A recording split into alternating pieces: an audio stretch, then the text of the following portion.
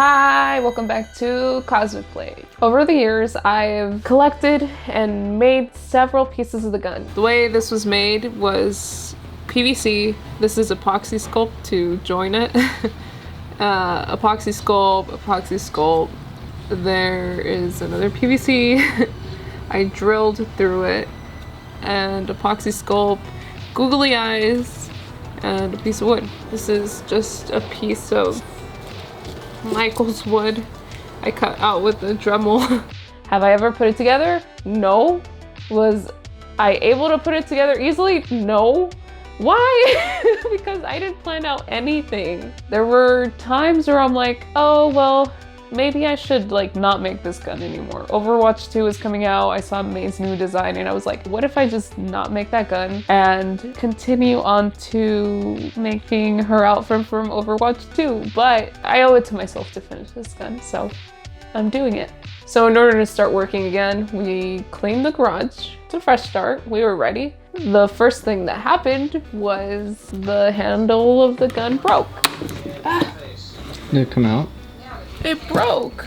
Wait, oh my god. We run into problems. It happens all the time. I was not that happy when it happened. No, sir, no. I like that.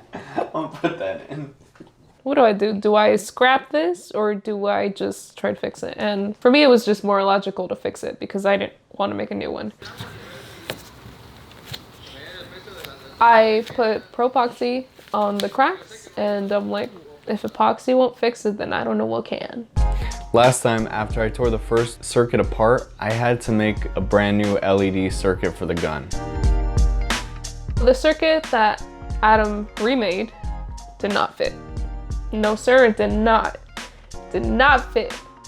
It was kind of frustrating just shoving it into the gun and figuring out how to make it all fit.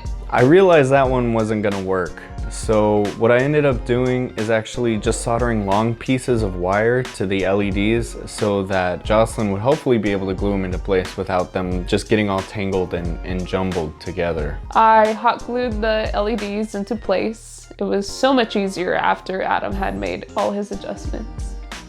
After Jocelyn glued all of the LEDs into place, what I ended up doing is soldering them all together using a piece of copper.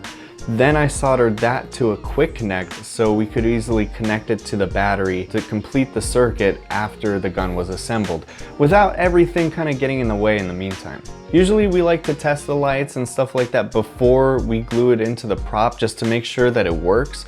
But in this case, there was no way for us to test to see what it was gonna look like to make sure it looked good until after it was in the gun.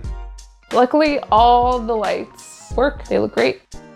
Meanwhile, Adam was working on the electronics. I couldn't get my hands on the gun, so I decided to sew the remaining snap ribbon onto the jacket itself.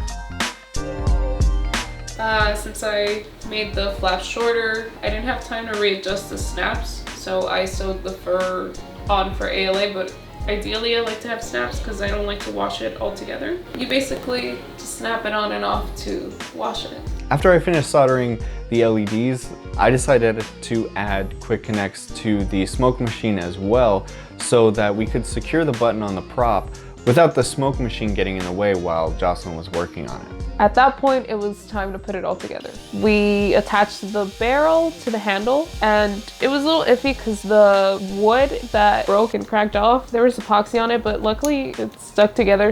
Can you wrap this with I want to call it Warblack. What is it? Fibra or something to make it strong and sturdy. Once everything was attached, you could kind of see the general shape of the gun, and that was exciting. But there is this white piece that's in the back. It kind of holds the little ball of her cryo juice or whatever. I don't know what it's called, but that part is a little scary because it's an odd shape. It's nothing I've ever made before. So I attached the ball, and around it I put thick foam, and I also attached the little handle that she uses to reload her gun.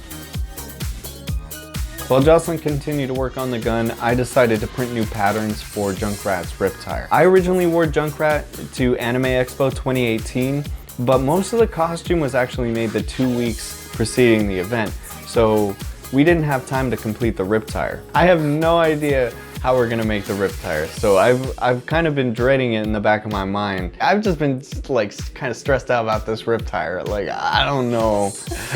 Jocelyn, I don't know how to make it. I know. It's gonna be fine. Yeah.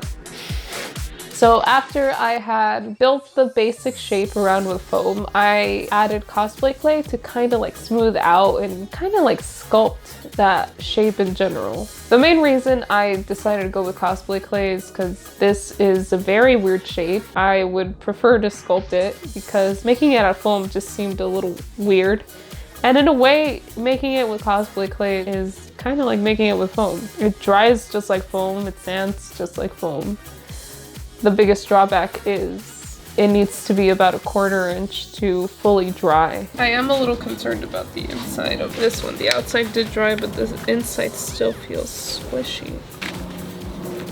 I don't know if I should cut it open and try to poke holes in it or something. Yeah, it only skinned because the inside is mushy. I did too much. I don't know. Am I gonna have to tear it off? I ripped it off and start it all over again. Knowing I had to build up the gun about 1/4 inch at a time with the clay, I started working on the gun's smaller details. I was patterning with painter's tape.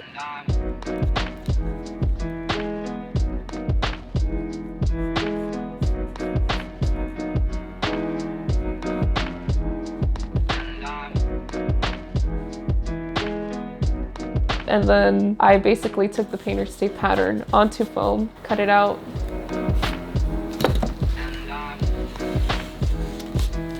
and glued it onto the gun itself.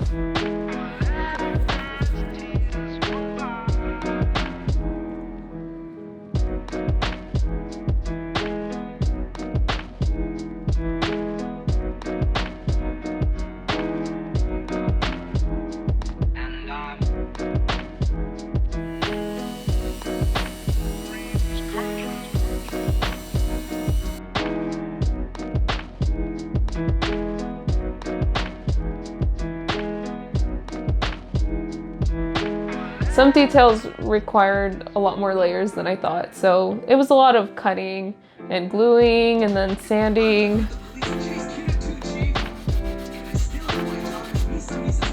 The biggest challenge when making something that is so mechanical out of foam is getting the cuts right, getting it as clean as possible, and that's just something you have to overcome with layering pieces, dremeling them, and being very careful.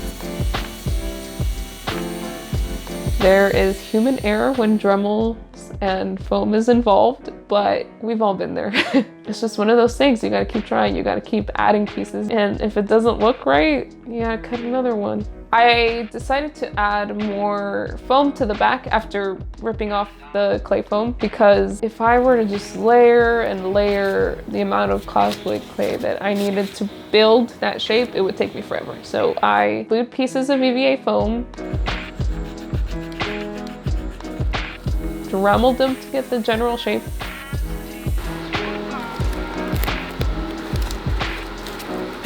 And then I added a thin layer of cosplay clay. That way I know for a fact that it will dry and I could handle it and sand it. One thing I admire about Blizzard is how much detail there is in everything they do. That gun has details that I am so excited to paint, that I am so excited to just finish on this gun. It's just so exciting. And because of how beautifully detailed it is, it's also scary to try to make all that detail, but that's also what makes it so exciting. On the one hand, you're like, yeah, this is so exciting to make. I'm gonna make this. And then while you're doing, you're like, oh my God, how am I gonna do that? But that's what makes it fun. I'm gonna finish this gun and I'm so excited to paint it. I've bought colors for this like 2 years ago just to paint it, and I have never gotten the chance to paint it. So I'm really excited. Watch the next video. I'm gonna finish it. Like realizing how close I am now, like as I'm sitting down, I'm like, oh man, I'm real close. Like I didn't think that like an hour ago, but now, now I'm really excited. Oh, I'm gonna get to finish this cosplay finally. Thank you for liking our videos so far, and I will see you in the next one.